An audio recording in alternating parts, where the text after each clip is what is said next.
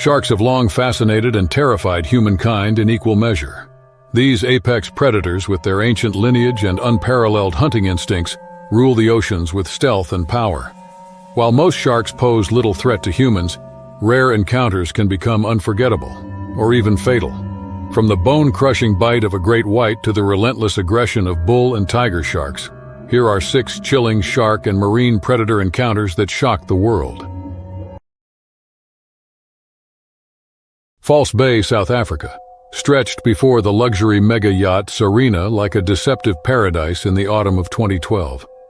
The sheltered waters, located just east of Cape Town, had long been a favored anchorage for wealthy vessels seeking privacy from the bustling harbor. The bay's history as a hunting ground for great white sharks remained largely unknown to most tourists, though local fishermen had whispered about the massive predators for generations. The area's unique geography, where warm Indian Ocean currents met the colder Atlantic waters, created perfect conditions for marine life to flourish. Russian oil magnate Sergei Volkov had specifically chosen this remote corner of False Bay for his family's private retreat. At 53, Volkov had built his fortune through a network of petroleum refineries across Eastern Europe, accumulating enough wealth to purchase the $100 million Sarina 2 years prior. The vessel represented the pinnacle of maritime luxury, stretching nearly 300 feet with accommodations for 20 guests and a crew of 15. However, for this particular voyage, Volkov had dismissed most of the crew, keeping only essential personnel, including Lena Kozlova, the yacht's experienced cook. The billionaire had grown increasingly paranoid about security breaches and media attention following several high-profile kidnapping attempts on Russian oligarchs. His solution involved anchoring in international waters with minimal staff, creating what he believed would be an impenetrable bubble of privacy. Accompanying Volkov were his wife Marina, their teenage children Dmitry and Yelena, and 3 longtime business associates, Viktor Petrov, Alexei Morozov, and Katerina Semenova.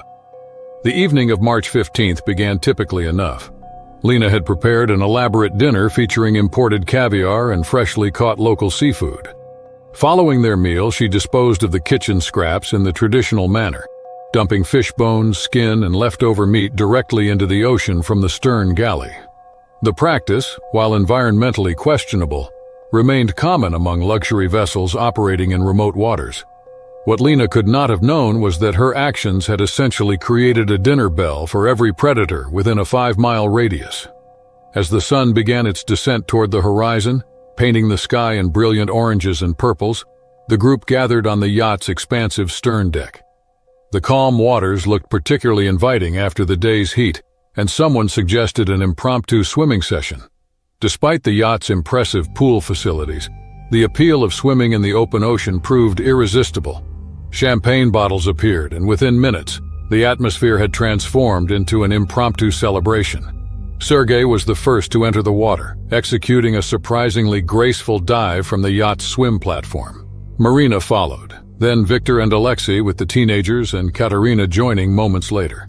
The group floated contentedly in the crystalline waters, their laughter echoing across the bay as they shared stories and expensive champagne.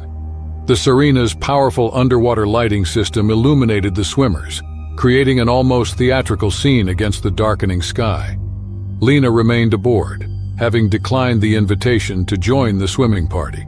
From her position in the lower galley, she could observe the group through a large porthole that provided an underwater view of the stern area.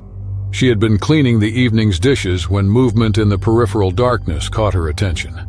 At first, she assumed it was a dolphin or perhaps a seal, both common in these waters. However, as the shape moved closer to the illuminated area, its massive size became apparent. The great white shark measured approximately 20 feet in length, its bulk dwarfing even the largest of the swimmers above. The predator had been drawn by the scent trail of discarded fish remains, following the smell for nearly an hour before locating its source. The shark's behavior suggested a seasoned hunter, circling methodically while assessing the unusual situation above. The combination of artificial lighting, multiple moving targets, and the lingering scent of food created confusion in the animal's primitive brain. The attack began without warning. The shark accelerated from the depths with devastating speed, targeting Alexei, who had been floating slightly apart from the main group. The impact lifted the businessman partially out of the water before dragging him beneath the surface in a violent explosion of foam and spray. The remaining swimmers initially assumed someone was playing a prank, their alcohol-impaired judgment preventing immediate recognition of the danger. Marina was the first to understand what was happening as the water around the group began changing color. Her scream pierced the evening air, alerting the others to the spreading crimson cloud. Panic erupted as the survivors attempted to reach the yacht's swim ladder, but the shark had entered a feeding frenzy. Victor disappeared next, pulled under while attempting to help Marina reach safety. The predator's movements became increasingly erratic as it responded to the chaos and blood in the water. From her underwater vantage point, Lena watched in horror as the massacre unfolded. The shark seemed to be everywhere at once, its massive form cutting through the illuminated water with terrifying efficiency. Dmitri managed to reach the swim platform, but was pulled back just as his fingers touched the ladder. Yelena and Katerina vanished almost simultaneously, their final moments witnessed only by the traumatized cook below. Sergei, despite his terror, had attempted to coordinate an escape plan, shouting instructions that went unheeded in the chaos. The shark's final attack came as the oil magnate tried desperately to climb aboard, his hand slipping on the blood-slicked platform. Within 15 minutes, the water had returned to relative calm, leaving only debris and expanding stains to mark the tragedy. Lena remained frozen below deck for nearly 2 hours before summoning the courage to activate the yacht's emergency beacon. Rescue vessels arrived at dawn to find the Serena drifting unmanned, its lone survivor in a state of complete shock. The subsequent investigation revealed that great white sharks had been increasingly active in False Bay during 2012, though attacks on humans remained exceptionally rare. The incident prompted immediate changes to luxury yacht safety protocols throughout South African waters, though for Lena Kozlova, the reforms came far too late to matter. The pristine lagoons of La Digue Island in the Seychelles served as picture-perfect backdrops for countless honeymoon photographs throughout 2019. American couple Brandon Kessler and Lila Thornton had arrived in the Seychelles 3 days earlier, beginning what they had planned as a 2-week celebration of their recent marriage in Portland, Oregon. Brandon, a 29-year-old software engineer, had surprised his new wife with the exotic destination after months of careful saving. Lila, 26 and working as a marketing coordinator for a sustainable fashion brand, had dreamed of visiting the Seychelles since college. The couple had rented a modest beachfront bungalow and planned to document their entire honeymoon through social media posts and professional photography. On the morning of September 12th, Brandon had arranged to rent a jet ski from a local operator who ran his business from a nearby beach. The machine, a somewhat dated but functional Yamaha Wave Runner, came with basic safety equipment and a brief instruction session conducted in heavily accented English. The rental operator, a weathered Creole man named Maurice, had mentioned that the couple should avoid the deeper channels between islands, but failed to elaborate on the specific reasons for this warning.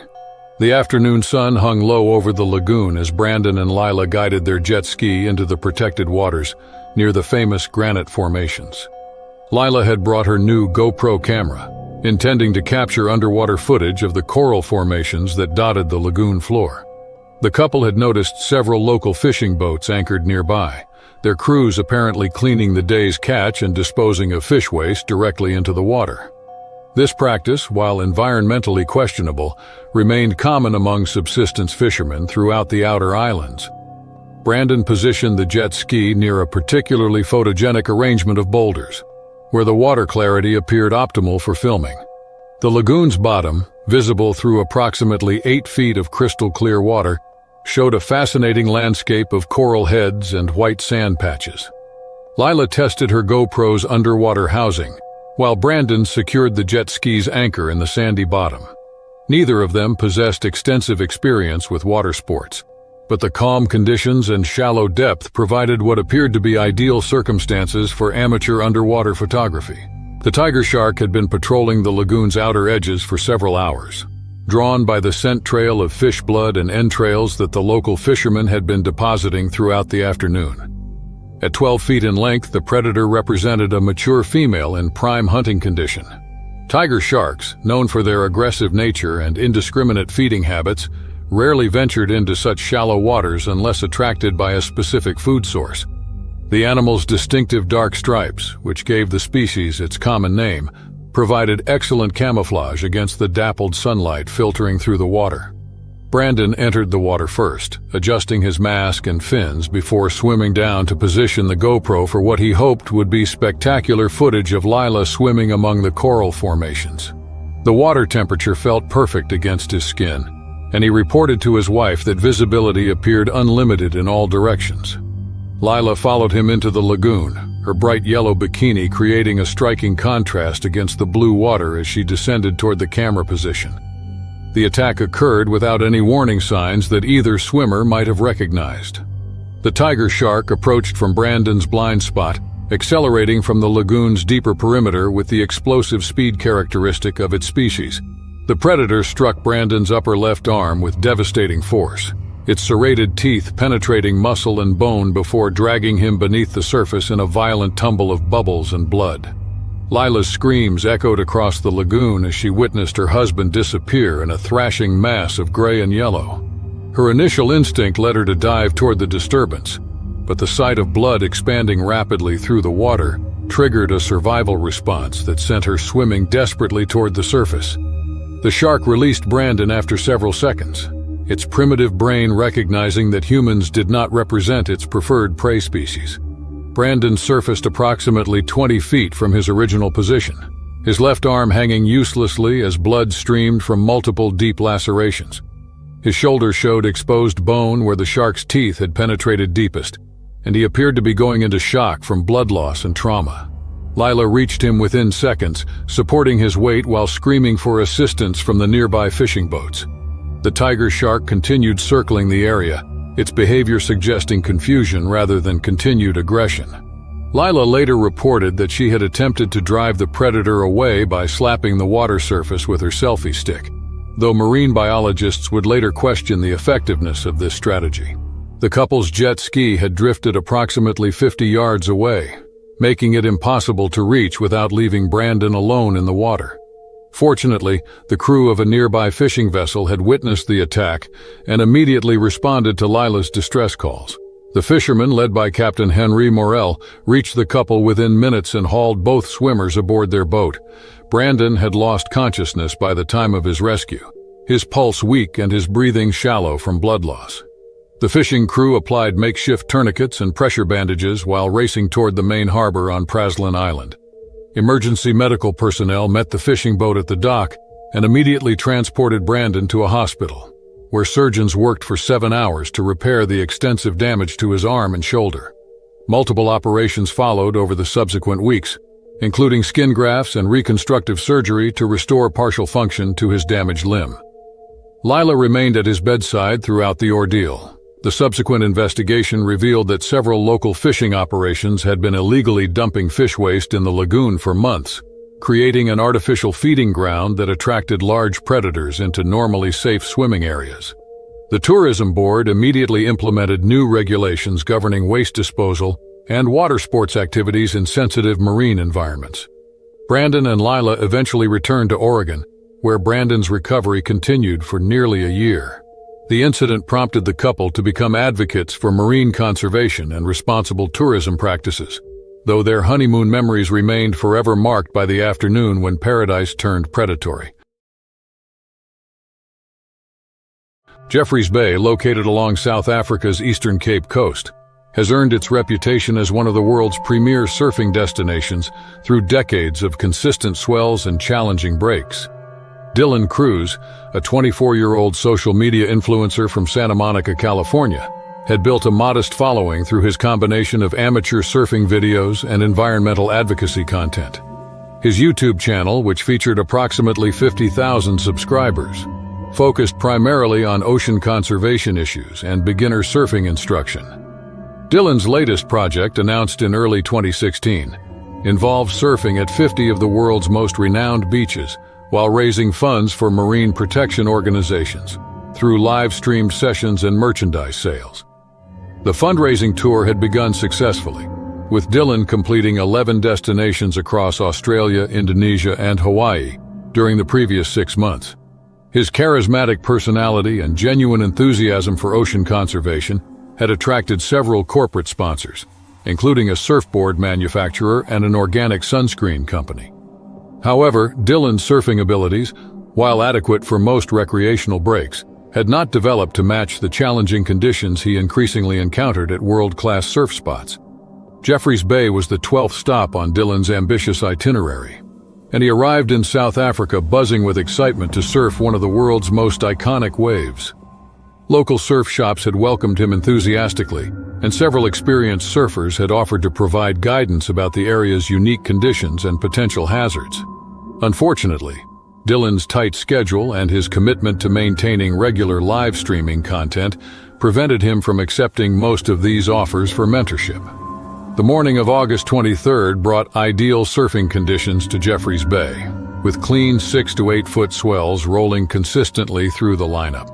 Dylan had set up his streaming equipment on the beach, including multiple cameras and a waterproof GoPro mounted to his helmet. His live audience, numbering approximately 3,000 viewers, watched as he waxed his board and explained his conservation message while preparing for the session. The chat feature showed viewers from around the world offering encouragement and donations to his fundraising campaign. What Dylan failed to recognize, despite warnings from local surfers, was the proximity of a large seal colony located just north of the main surf break. The Cape Fur seals, numbering in the thousands, represented a primary food source for the great white sharks that patrolled the area's waters year-round. The seals' presence, combined with the recent arrival of sardine schools along the coast, had created optimal hunting conditions for multiple large predators near the surf break. Dylan paddled out beyond the main crowd of surfers, seeking larger waves that would provide more dramatic footage for his live stream. His enthusiastic commentary continued as he positioned himself in deeper water, approximately 200 yards from shore. The helmet-mounted camera captured his perspective as he searched for the perfect wave, while his beach-based equipment recorded the broader scene for his online audience. Several viewers had begun commenting in the chat about a dark shape visible in the water behind Dylan's board, but the surfer remained focused on the approaching wave set. The shape, which appeared intermittently in the frame, grew larger and more defined as it approached from the deeper water beyond the surf break. Local surfers in the lineup had also noticed the disturbance and were paddling towards shore, though their warning shouts went unheard over the sound of breaking waves. Dylan attempted to catch a wave that exceeded his skill level, resulting in a spectacular wipeout that separated him from his surfboard by approximately 20 feet.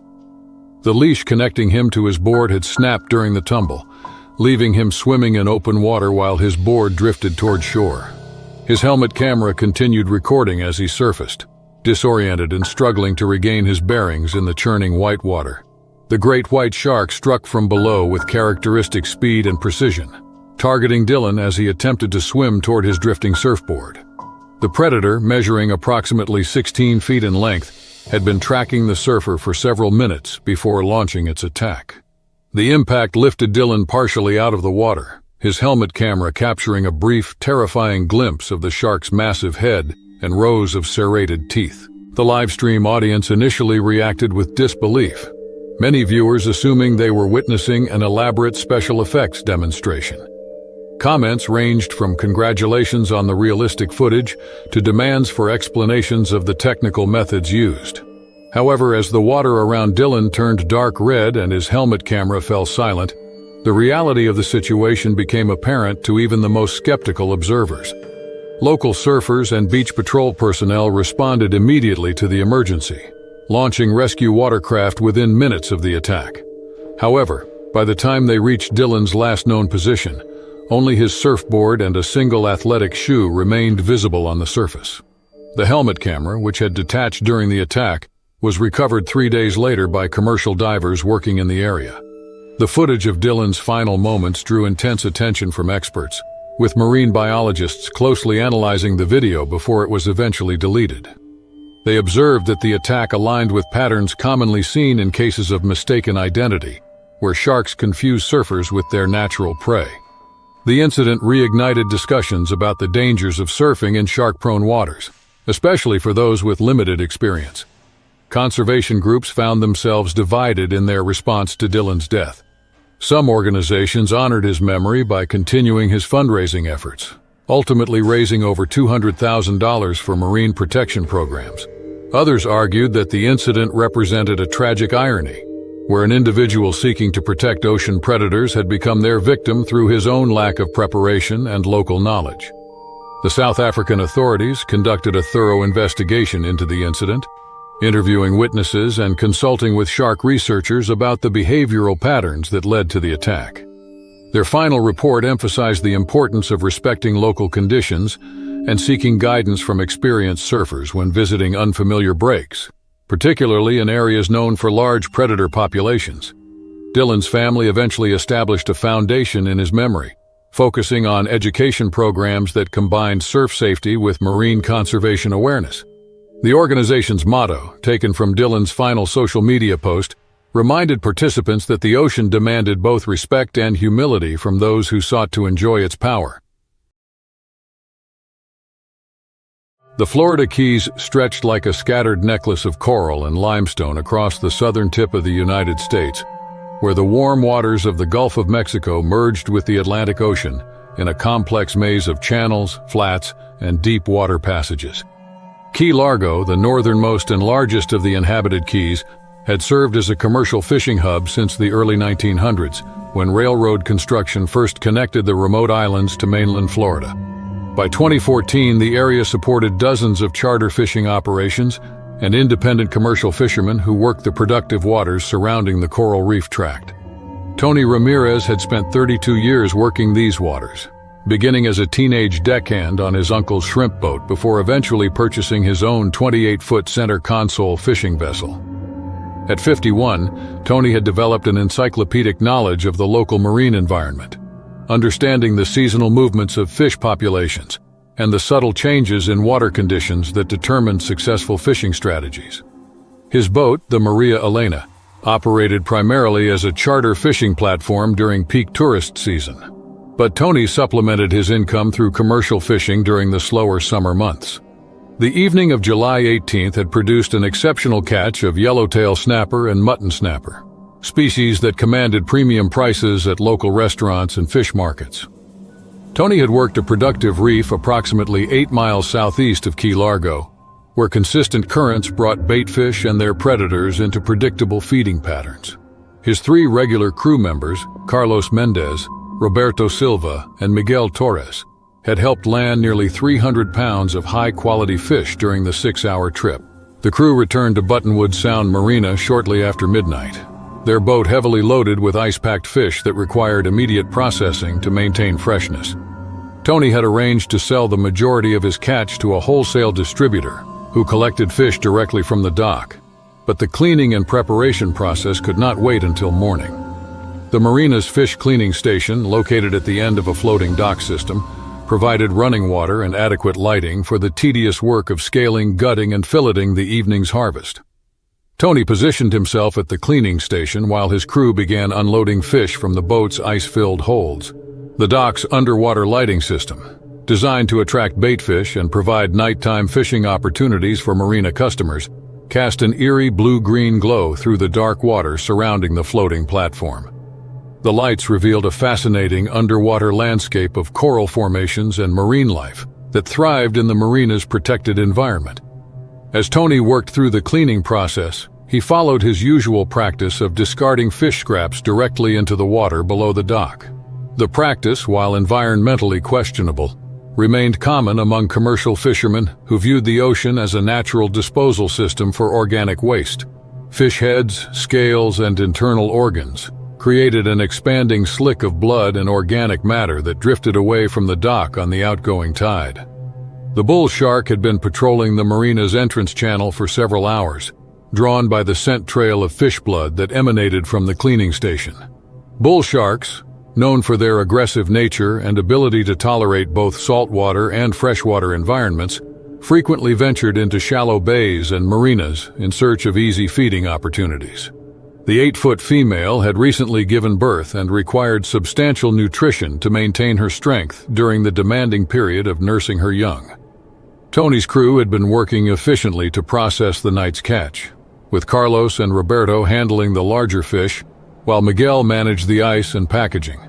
The cleaning station's bright floodlights created a stark contrast with the surrounding darkness, making it difficult for the men to observe activity in the water beyond the immediate work area. The sound of their conversation and the splashing of fish scraps masked any subtle disturbances that might have indicated the presence of a large predator. The attack occurred with startling suddenness as Tony reached down to rinse his filleting knife in the marina's flowing seawater. The bull shark launched itself partially out of the water, its massive jaws clamping down on Tony's right forearm with crushing force. The impact knocked him off balance, dragging his upper body toward the water as the shark's weight pulled him toward the dock's edge. Tony's shouts of pain and terror alerted his crew members, who immediately rushed to assist their captain. Carlos grabbed Tony's legs while Roberto searched frantically for something to use as a weapon against the thrashing shark. The predator's powerful tail struck the dock repeatedly as it attempted to drag its prey into deeper water, its jaws maintaining their grip on Tony's forearm despite his desperate struggles. Miguel demonstrated quick thinking by grabbing a gaff hook from the boat's equipment locker, using the sharp implement to strike the shark's head and gill area. Despite the pain, Tony managed to sever the shark's jaw with a knife. The combined efforts of the 3 crew members eventually forced the predator to release its grip, but not before Tony's forearm sustained severe damage from the shark's serrated teeth. Blood poured from multiple deep lacerations, exposing bone and severed tendons. The bull shark, apparently frustrated by the resistance it encountered, retreated into the marina's deeper water but continued circling the area. Tony collapsed on the dock, his arm hanging at an unnatural angle as his crew applied pressure to the worst wounds using towels and spare clothing. Carlos called for emergency medical assistance while Roberto and Miguel worked to stabilize their captain until professional help could arrive. Paramedics reached the marina within 15 minutes, immediately beginning treatment for Tony's severe injuries and significant blood loss. The emergency medical team noted that the shark's teeth had fractured bones in Tony's forearm and severed several important blood vessels, creating a life-threatening situation that required immediate surgical intervention.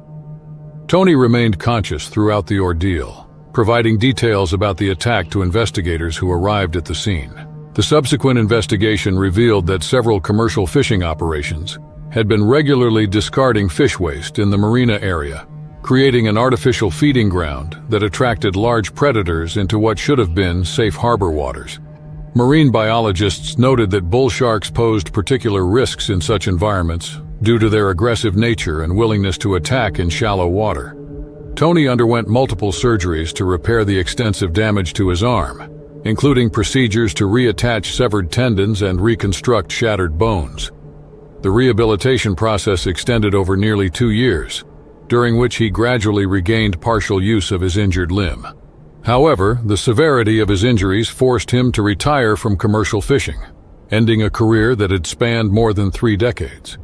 The incident prompted new regulations governing fish waste disposal in Florida's coastal waters, with substantial fines imposed on operators who continued the practice of discarding organic matter near populated areas. The Buttonwood Sound Marina installed additional safety equipment and posted warnings about the potential presence of large predators in the vicinity of fish cleaning stations. Tony's survival became legendary among local fishermen, who respected his determination to fight off a predator that could easily have killed him. His story served as a cautionary tale about the risks of treating the ocean as a disposal system, and the importance of maintaining awareness of potential dangers even in familiar environments. Isla Guadalupe, a volcanic island located approximately 150 miles off the coast of Baja California, Mexico, was one of the world's premier destinations for great white shark cage diving in 2017. The island's unique geography, featuring deep submarine canyons and abundant marine life, attracted massive great white sharks that could reach lengths exceeding 20 feet. The crystal-clear waters surrounding Guadalupe offered visibility that often exceeded 100 feet, providing unparalleled opportunities for underwater photography and close encounters with these apex predators. Alex Tomlinson, a 33-year-old marine biology graduate student, had joined a commercial cage diving expedition aboard the research vessel Deep Blue as part of his doctoral thesis on great white shark behavior patterns. The 5-day voyage, organized by Guadalupe Shark Expeditions, included 12 paying customers and a crew of 7 experienced dive professionals. Alex had obtained special permission to conduct behavioral observations during the commercial dives, using underwater cameras to document shark interactions with the diving cages. The expedition's third day brought challenging weather conditions, with increasing swells and gusty winds that made cage operations more difficult than usual. Captain Ricardo Morales, a veteran of Guadalupe's waters with 15 years of experience, had expressed concerns about the deteriorating conditions, but faced pressure from paying customers who had traveled thousands of miles for the experience. The decision was made to proceed with scheduled cage dives, though with reduced session times and enhanced safety protocols.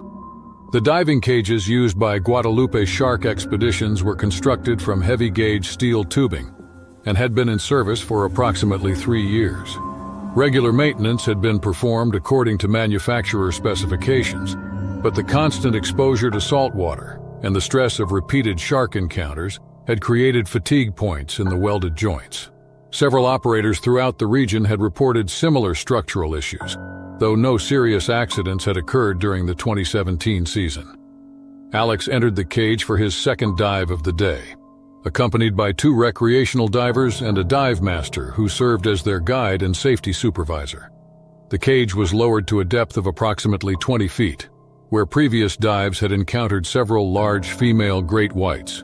Underwater visibility remained excellent despite the surface conditions, and the dive team immediately observed 2 sharks circling at the edge of their visual range. The first shark, estimated at approximately 16 feet in length, approached the cage cautiously and passed within 10 feet of the divers without showing aggressive behavior. Alex was able to capture excellent footage of the animal's movements and began documenting the interaction patterns he had observed during previous dives. The second shark, noticeably larger than the first, remained at a distance and appeared to be studying the unusual situation. The massive female great white that approached the cage during the dive's final minutes represented one of the largest specimens ever recorded at Guadalupe. Local dive operators had nicknamed her Scarface due to distinctive markings around her head that suggested previous encounters with fishing gear or other sharks. The animal measured approximately 22 feet in length and displayed the confident behavior typical of dominant predators in their prime territory. Scarface's initial approach appeared routine, following the circling pattern that the dive team had observed throughout the morning. However, as the shark passed directly in front of the cage, something triggered an aggressive response that veteran dive operators had rarely witnessed. The great white accelerated suddenly, striking the cage's front panel with tremendous force that sent shockwaves through the entire structure. The impact point, located at a welded joint that had been stressed by previous encounters, failed catastrophically under the shark's assault. A section of steel tubing bent inward, creating a gap approximately 18 inches wide that compromised the cage's protective barrier. The shark's momentum carried her partially through the opening, her massive head and anterior portion entering the cage while her powerful tail continued thrashing outside the structure. Alex found himself trapped between the cage's rear panel and the shark's enormous bulk. His left leg caught between bent steel tubing and the animal's rough skin. The shark's thrashing movements created additional damage to the cage structure, while simultaneously causing severe lacerations to Alex's leg from both the broken metal and the shark's abrasive hide. His underwater camera continued recording the terrifying encounter as he struggled to free himself from the confined space. The dive master, recognizing the immediate danger to his clients, activated the emergency ascent system that brought the cage rapidly toward the surface. However, the shark remained partially trapped within the damaged structure, her continued struggles creating additional hazards for the human occupants. The other 2 divers pressed themselves against the cage's intact rear section, while Alex remained pinned by the shark's massive body. Surface crew members immediately began emergency procedures to extract both the shark and the human divers from the compromised cage. Captain Morales coordinated the rescue effort while crew members used boat hooks and other equipment to encourage the shark to back out of the cage opening. The process required nearly 10 minutes, during which Alex sustained additional injuries from the shark's movements and the sharp edges of the damaged cage. The great white finally freed herself from the cage and swam away, apparently uninjured. though she bore fresh scrapes along her rostrum and gill area from contact with the steel structure. Alex was immediately hauled aboard the dive boat, his injuries including severe lacerations to his left leg and a fractured tibia, where the bone had been compressed between the cage and the shark's body. Blood loss and potential shock required immediate medical attention that exceeded the expedition's first aid capabilities. The Deep Blue immediately began an emergency run toward the nearest medical facility, which required a 12-hour journey to Ensenada, Mexico. Alex remained stable throughout the voyage, though his injuries required constant monitoring by the boat's dive medic. The incident prompted immediate radio communications with other operators in the area, warning them about the potential for cage structural failures under extreme conditions. Alex's recovery required multiple surgeries to repair the damage to his leg and to remove debris from the deep lacerations caused by the shark's skin. The incident effectively ended his diving career, though he continued his research using remote observation techniques and data collected by other researchers. His footage of the cage breach became crucial evidence in subsequent investigations into diving safety protocols. The investigation conducted by Mexican maritime authorities revealed that several cage diving operators had been using equipment beyond its recommended service life, creating unnecessary risks for their clients. New regulations were implemented requiring annual structural inspections and mandatory replacement of cages after a specified number of shark encounters or years of service. The incident, while traumatic for Alex, contributed to significant improvements in cage diving safety throughout the region. His research data, combined with footage from the encounter, provided valuable insights into great white shark behavior during aggressive interactions with artificial structures, ultimately benefiting both human safety and shark conservation efforts. The Strait of Gibraltar, a narrow waterway connecting the Atlantic Ocean and Mediterranean Sea, has served as a critical maritime corridor for thousands of years. By August 2020, this 14-kilometer-wide channel between Spain and Morocco had become the epicenter of an unprecedented phenomenon: systematic interactions between orcas and recreational sailing vessels that often resulted in significant damage to boats and increasingly dangerous situations for their human occupants. Clara Benoit, a 31-year-old marine insurance adjuster from Lyon, France, had joined the sailing expedition aboard the 38-foot yacht Mistral as both a passenger and professional observer. The vessel's owner, Spanish sailing instructor Joaquin Herrera, had offered to transport Clara and fellow French tourist Marc Dubois to the Canary Islands in exchange for their assistance with expenses and crew duties. Clara's professional background in marine insurance claims had made her particularly interested in witnessing the orca interactions that had been generating numerous insurance claims throughout the region. The Mistral had departed from Barbate, Spain on the morning of August 27th, taking advantage of favorable weather conditions and light winds that promised a comfortable passage to Las Palmas de Gran Canaria. Joaquin had accumulated over 20 years of experience sailing Mediterranean and Atlantic waters, including multiple crossings to the Canary Islands and the Caribbean.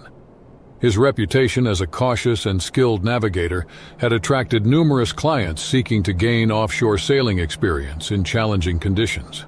Approximately 3 miles southwest of Barbate, with the Spanish coastline still visible to the northeast, Joaquin noticed distinctive dorsal fins approaching from the yacht's starboard quarter.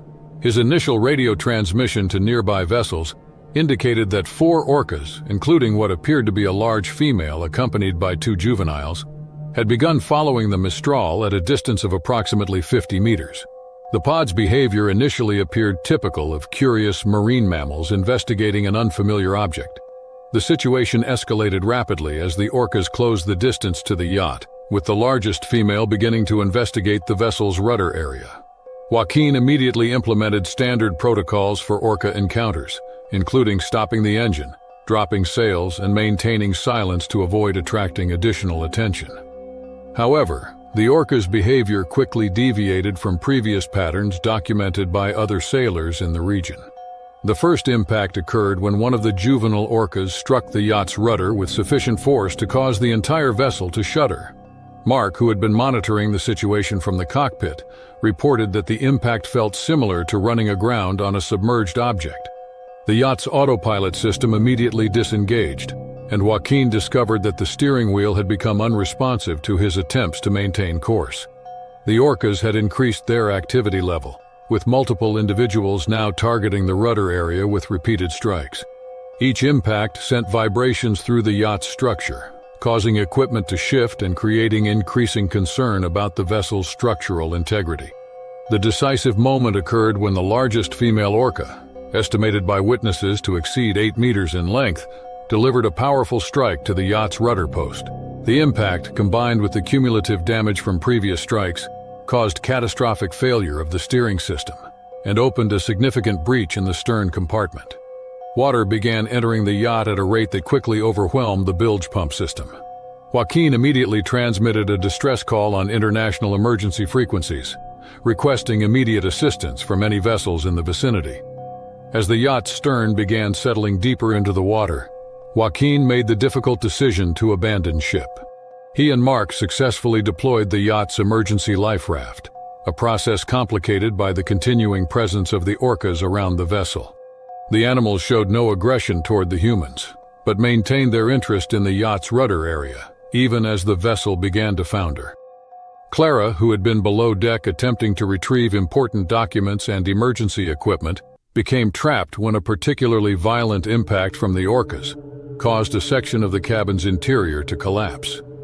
The emergency hatch that provided an alternate exit route became jammed, preventing her from reaching the cockpit as water continued entering the yacht's interior spaces. Mark attempted to return to the yacht to assist Clara, but the vessel's increasing instability and the presence of the orcas made such an approach extremely dangerous.